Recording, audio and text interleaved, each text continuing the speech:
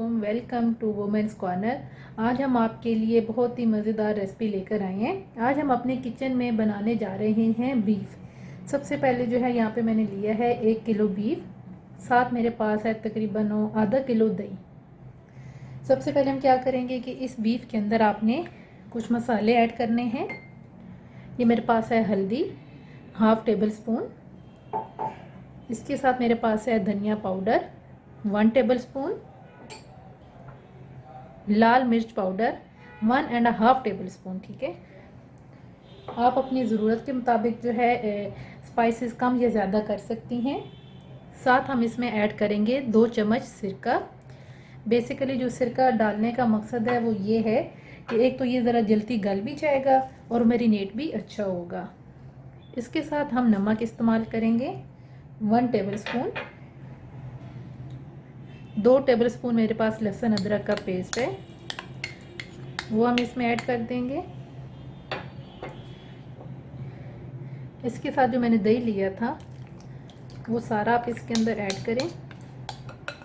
इससे पहले अगर आपने हमारे चैनल को सब्सक्राइब नहीं किया तो आप हमारे चैनल को सब्सक्राइब करें, लाइक करें और शेयर करें।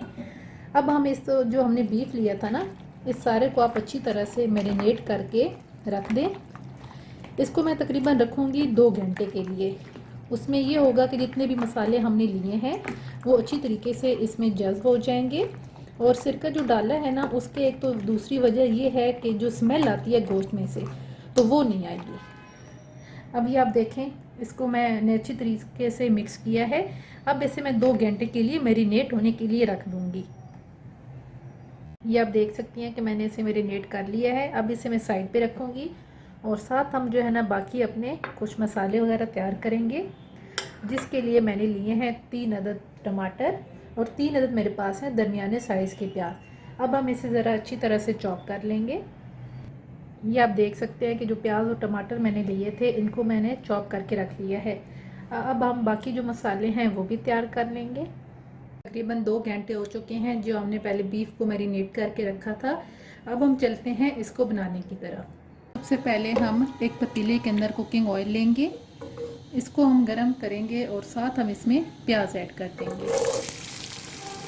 प्याज को आपने फ्राई करना है जब तक इनका जो कलर है ना वो सही ब्राउन ना हो जाए। ये आप देख सकते हैं कि प्याज हमारे लाइट फ्राई हो चुके हैं। जब ये लाइट फ्राई हो चुके हैं तो उस टाइम हम इसके अंदर कुछ काली मिर्चें और लौंग ऐड करेंगे।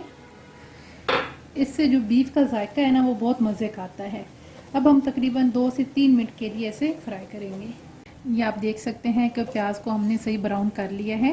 अब हम इसके अंदर टमाटर ऐड करेंगे और साथ ही जो हमने पहले बीफ को मैरिनेट करके रखा था वो इसके अंदर ऐड करेंगे।